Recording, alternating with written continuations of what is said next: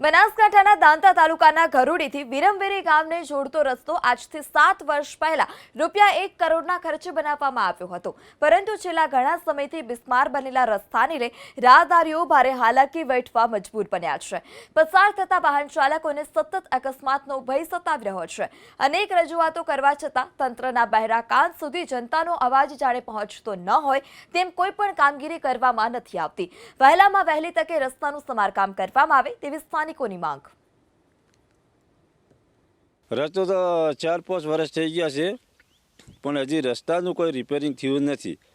અમારે દોતા બજાર ઢુકડું પડે છે, એ રસ્તે અમારે જવાથી ટૂંકમાં પટી જાય છે, પણ આ રસ્તાના ખાડા ટેકડા હોવાથી અમારે ફરી અંબાજી થઈને કોઈક વજન ભરી ના લાવવામાં આવે છે।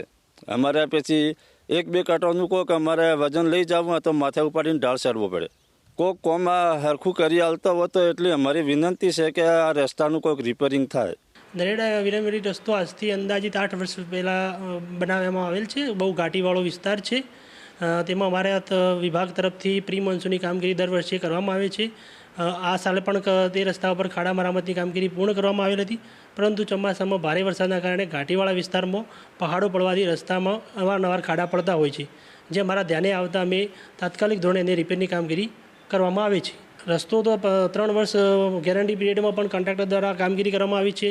ત્યાં પ્રોટેક્શન માટે રેલિંગની પણ કામગીરી કરવામાં આવેલ છે, અને અમારા તરફથી સ્થળ મુલાકાત અવારનવાર કરવામાં આવે છે, અને તે કામગીરી અમે પૂર્ણ પણ કરવામાં આવે છે વિભાગ।